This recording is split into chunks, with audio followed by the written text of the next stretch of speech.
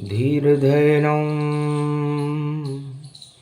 श्रवणपटे यतिवरा महावाक्य जनार्दन सच्चिदानंद त्वं शरणं ब्रजेश यादवेन्द्र दयादाता पुंडरीक्षा क्षीरसागर शयनं कमलनयनं नमस्तुते नमामि श्री हरि। धैर्य से जिसको धारण किया जाता है, कर्णपटुओं से जिनका पान किया जाता है, ऐसे सच्चिदानंद भगवान श्री यादवेंद्र सरकार को मैं नित्य ही चिंतन करता हूँ, नमन करता हूँ। जिनको नमन करने से मंगल आदि मंगल तो हो ही जाते हैं, साथ ही में बहुत बड़ा बल मिलता है मनुष्यों को। रवि पड़े अगहन पड़े और कृष्ण सामने खड़े खड़े, ये जगत तो कुरुक्षेत्र भूमि सारी, सारे जग पर देखो दुख पड़े, ये दुख हटाए नहीं हटे, इसे श्री कृष्ण हटाते हैं। जब इच्छा होती है उनकी तो अर्जुन उसे बनाते हैं, उसकी सारी माया मोह हटे, सारे ही भोग हटाते हैं, कर्मों के लेखे मिटा देत भगवान, कृपा वो दिलाते हैं। ये ही गीता ज्ञान है जिसे कलयुग बोले भगवान। अर्जुन वाणी बन गई और कृष्ण बन गया ज्ञान, कुरुक्षेत्र बन गया ये भारत अधर्म रूप समान। इस अधर्म को हटाने हर युग आवे कृष्ण भगवान। हे यादवेंद्र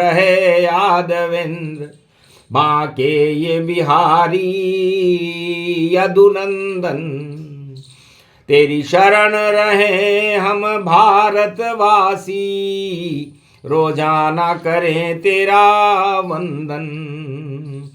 चंदन कर दो इस भारत को नंदन कानन ये भारत वन, और मेरे मन में प्रकाश करो श्री कृष्ण आप हो आनंद कंद। बाके हो बिहारी गोवर्धन, और कृपा करो नंद के नंदन। अर्जुन तुम याद करे ब्रज में, और कुरुक्षेत्र हटा दो यदुनंदन। धर्म क्षेत्र बना दो श्री कृष्ण, ये अर्जुन अर्ज करे वंदन। हे यादवेंद्र नंद के नंदन, श्री देव की यशोदा के नंदन। हंसने लगे श्री कृष्ण सुन अर्जुन की बात, और अर्जुन के ऊपर रखा श्री कृष्ण ने हाथ। वाणी कलयुग में बोल रही और रविवार को बोल रही, और गीता ज्ञान भारत में देखो और अंतरिक्ष से खोल रही। तब अर्जुन ने कहा, भगवान कृष्ण यदि हम आपके ही परिवार में हैं, आपके ही अंश हैं, और आपकी कृपा से आपके परिवार में ही हमारा जन्म है, तो ये दुख क्यों है? तब अर्जुन से भगवान कृष्ण ने गीता में कहा था, अर्जुन एक पत्रकार था, मेरा प्रचार किया करता था, सतयुग की बात है, उसका नाम नारद था। उसकी कही हुई बात कभी रद्द नहीं होती थी, इसलिए उसे नारद कहते थे। और भगवान विष्णु के संदेश सारे त्रिलोक में प्रसारित करने का कार्य किया करता था।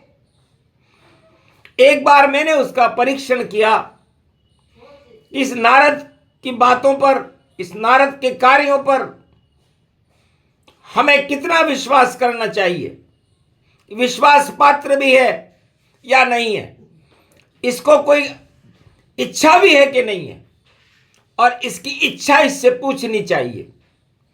तब संयोग विष्णु बनावा और माया नगरी झलक दिखावा।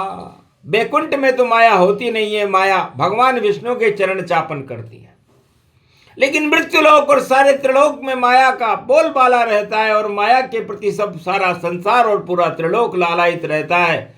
तो माया नगरी देख कर नारद गया चकराए, देखी राजकुमारी उसने रही स्वयंवर रचाए, स्वयंवर रचा रही थी। तब नारद की इच्छा हुई, किया विष्णु का काम, चले विष्णु के लोक में मांगे कुछ वरदान। और नारद जी, उस माया चढ़ गई नारद पर जब कलयुग रूप दिखाए, ऐसी माया चढ़ी पत्रकार भूल गया ज्ञान सब जाए। तो सारे पत्रकार कलयुग के अपना ज्ञान इस समय भूल चुके हैं। जैसे नारद पर माया चढ़ गई थी, सारे पत्रकार विश्व के उन पर माया चढ़ी हुई है, उन्हें होश नहीं है कि हम क्या कर रहे हैं, और उस माया पर लालायित हो गए। ये गीता का ज्ञान कलयुग में वाणी सुना रही है भगवान कृष्ण की प्रेरणा से। सुनो पत्रकारों, आपके लिए है ये ज्ञान, क्योंकि आप मोह और माया में फंस गए हो। बंदर जैसी हालत हो जाएगी आपकी, सिकंदर तो बन नहीं सकोगे। तब गए नारद विष्णु ढिंग और बोले वचन मुस्काए, महाराज माया नगरी में एक नारी ब्याह रचाए। तो सुंदरता इतनी दो मुझे कि रीझे नारी जाए, वह वरमाला मेरे गले में डाले मन प्रसन्न हो जाए। बताओ, पत्रकार का काम संदेश पहुंचाना होता है, सत्य का प्रकाशन करना होता है। माया का प्रकाशन करे तो झूठा है वो पत्रकार। आखिर भगवान विष्णु हंसने लगे कि माया झलक देख अति भारी, और संकट नारद पड़ी विचारी। संकट में और मेरा खास व्यक्ति है। तब का ठीक है नारद, तुम्हारी इच्छा पूरी करते हैं, तुम्हें राजमहल का सुख भोगने का अवसर देते हैं। सारे संसार के राजाओं की और प्रजा की इच्छा रहती है कि राजमहल का सुख भोगा जाए। बस यहीं से लूट शुरू होती है, दुख शुरू होते हैं, क्योंकि राजमहल और राज सत्ताएं हमेशा कर्जे में रहती हैं, और सत्ता सुख भोगने वाले के ऊपर पूर्व जन्म के कर्ज तो चढ़े ही हुए थे, जिसी कारण तो वो राजा बना। और इस जन्म में वह अपनी प्रजा को तो सुखी करता नहीं है, और अपने सुख के लिए इतने कर्जे लोन ले लेता है कि उसकी हालत नरक लोक में जाने के समान हो जाती है। और सबसे बड़ा दुख राजा बनना ही होता है कलयुग में, चारों युगों में। नारद जाओ सुंदर बन गए और वरमाला डलवाओ, और वरमाला अगर नहीं डले तो वापस बैकुंठ आओ। खुशी खुशी नारद पहुंच गए और माया महल में जाए। बड़े बड़े राजा महारानी देख रहे ललचाए, पर माला नहीं डली नारद के, और डल गई राजकुमार। और शिव जी के गण खड़े थे और कर रहे जय जयकार। नारद जाओ सागर तट पर और देखो अपनी परछाई, तब पता चलेगा तुमको नारी ने क्यों नहीं वरमाला डलवाई। क्रोध आ गया नारद को और दिया गणों को श्राप, जाओ दरिद्री हो जाओ, करते हो ऋषि से पाप। नारद पहुंचे सागर के तट, मन को दुखी दिखाए। जब देखा सागर जल में मुंह तो बंदर रूप हो जाए। बंदर हो गए। तब श्राप दिया विष्णु को, सुंदर से बंदर बनाया है और पत्रकारिता करी मैंने, ये क्या मेरा रूप दिखाया है। जाओ बंदर साथ दे और बंदर करेंगे काम, अब तुम भी भोगो दुख जैसे भोगा नारद। नारद ने जो दुख भोगा उसे माया नहीं मिली, तो आप भी इस मृत्यु लोक में आकर के आपको भी माया मिलेगी तो जंगल में जाना पड़ेगा, बंदर ही आपका साथ देंगे, ये श्राप है। और नारद बैकुंठ को चले गए। हंसने लगे विष्णु भगवाना और अर्जुन ये गीता का ज्ञान है। अर्जुन यही गीता का ज्ञान है। बस मैंने पूछा नारद जी क्या हुआ? कहा महाराज सुंदर रूप नहीं बन पाया तो नहीं मिली मुझको वह माया, बंदर के इस गले में कैसे डलती वरमाल, मैंने भी श्राप दे दिया आपको सागर तट तत्काल। आप भी मृत्यु लोक में जब लोगे अवध अवतार, तो माया के संग घूमना जंगल जंगल द्वार। तब हंसने लगे विष्णु भगवान, ये सब मेरी इच्छा जाना। ये गीता का ज्ञान है नारद, ये सब मेरी इच्छा थी, क्योंकि मुझे मृत्युलोक में जाना था और मृत्युलोक में जाने के लिए कोई कारण बनाना था, क्योंकि बैकुंठ में माया नहीं चलती। और नारद तुम मेरे पत्रकार हो, तुम पर भी माया नहीं चलती, लेकिन जब तुम मृत्युलोक में गए तो माया चढ़ गई, और माया चढ़ने के बाद तुम कितने भाव विवील हो गए। और उस जो बैकुंठ में रहता है वो ब्रह्म के समीप रहता है, और जो मृत्युलोक में रहता है वो माया के समीप रहता है। कोई सी भी आत्मा हो, जिन आत्माओं को मैं चारों युगों में मृत्युलोक में और भारत में या किसी भी देश में भेजता हूं, वो सब माया से आच्छादित होती हैं। उनके ऊपर कर्ज होते हैं और उन कर्जों को चुकाने के लिए उनका जन्म होता है, और जन्म और मरण का दुख उनको उस माया नगरियों में भोगना पड़ता है। और उस माया से मुक्त गीता करती है, रामायण करती है। तो रामायण का जन्म होगा जब जन्मे राम रघुनाथ, और जब जन्मेंगे द्वापर में कृष्ण तो गीता ज्ञान प्रगटात। तो अर्जुन तुमने जो ये कष्ट पाया, तुम मेरे खास आत्मा हो, मेरे विशेष दूत हो। पांडवों तुम्हारे अंदर ज्ञान की कोई कमी नहीं है, लेकिन जब सत्ता और माया का ज्ञान तुम्हारे ऊपर चढ़ा, इस समय धृतराष्ट्र और दुर्योधन पर चढ़ा हुआ है, और वो माया में अपने आप को भगवान मानकर अपनी खुशियों को हिमालय की ऊंचाइयों तक ले जाने का और आसमान छूने का प्रयास कर रहे हैं, लेकिन यह असंभव है। इसलिए माया को काटने का काम गीता करती है और लूट का काम राजा करते हैं। तो इतना कर्जा कर लेते हैं वो अपने ऊपर कि उस जन्म जन्मांतर तक जन्म लेते लेते लेते लेते 84 लाख योनियां उन्हें भोगनी पड़ती है। क्योंकि तुमने इतना कर्जा क्यों किया? तुम पहले ही कर्जे में थे, क्योंकि तुम माया से आच्छादित हो गए। तभी तो मैंने बैकुंठ से तुम्हें हटाया और हटा करके मृत्युलोक में भेजा, और मृत्युलोक में फिर तुम राजा बन गए, और राजा बन के तुमने और कर्जे कर दिए, प्रजा का तो कल्याण किया नहीं। तो हे अर्जुन, तुलसीदास जो कलयुग में थे, उन्होंने रामचरितमानस में एक बात लिखी है, उस पर सारे भारत को गौर करना चाहिए कि भगवान कैसे मिलते हैं। मैं तुम्हें कैसे मिला, मैं नारद को कैसे मिला, नारद मेरा पत्रकार क्यों बना, ये बड़े गूढ़ रहस्य है जो मैंने गीता में अर्जुन तुझे सुना रहा हूं। कलयुग की बात है ये, और कलयुग में 21वीं शताब्दी में भारत में प्रजातंत्र का नाम रोशन होगा, और एक ऐसी सदी 21वीं होगी कि जो भारत का गौरव सारे संसार में अवतार की साक्षी में प्रकाशमान होगा। इसीलिए मैं गीता का अवतरण कर रहा हूं, और मैं 5 दिसंबर तक चले गीता भारत ज्ञान, और भारत में आ जाएंगे कलयुग में कल की भगवान। इस कारण ये गीता है।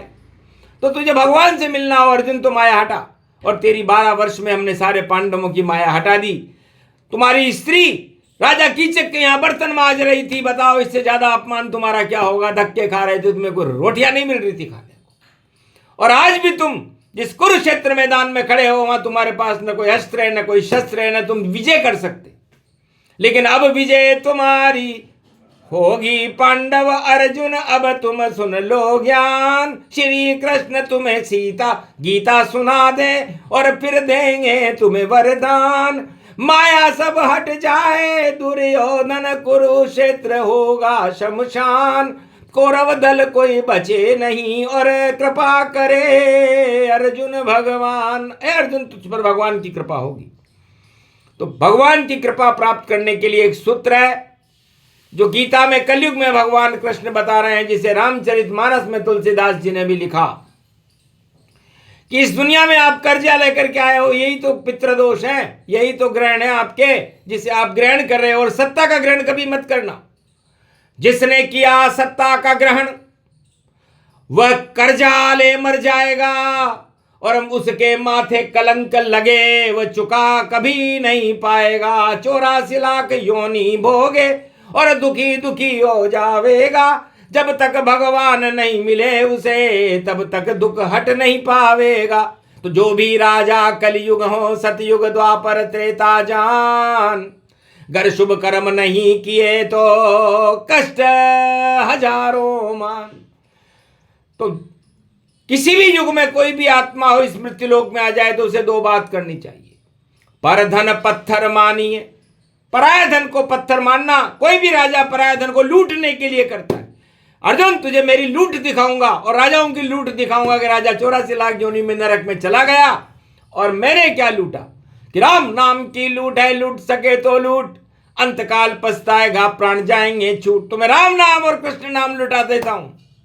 तो पर धन, पराया धन को इस संसार में चाहे स्त्री हो या पुरुष या राजा हो या प्रजा, धनवान हो कोई भी हो, पत्थर मानना चाहिए। और पर प्रिय मात समान, और पराई स्त्रियों को माता और बहन के समान मानना चाहिए। इतने पे हरि ना मिले तो तुलसीदास जमान। बस न कोई पूजा, न कोई पाठ, न कोई दान, न कोई पुण्य, न कोई स्नान, बस ये दो बातें याद रखो। यही गीता का ज्ञान है कि पराय धन को प्रणाम कर लो, पत्थर मानो उसे, और पराई स्त्री को माता और बहन मानो, बस आपका कल्याण होगा, माया हट जाएगी और आप बैकुंठ में चले जाओगे। और यदि आपने पराय धन को लूटना चालू कर दिया, भोग करना चालू किया, राज सत्ताओं के भोग में फंस गए और लूटपाट मचा दिया, आपने भ्रष्टाचार कर लिया, आतंकवाद और हिंसा फैला दी, सत्ता बचाने के लिए कुछ भी कर दिया, तो समझ लो आपका अंत नजदीक है और फिर संतों का आशीर्वाद भी काम नहीं आता है। इसलिए अर्जुन तुझे भगवान कृष्ण वरदान देते हैं कि पराई स्त्री से दूर रह और पराय धन से दूर रह जा। कृष्ण कृपा मिल गई तुझे, सुन ले गीता ज्ञान।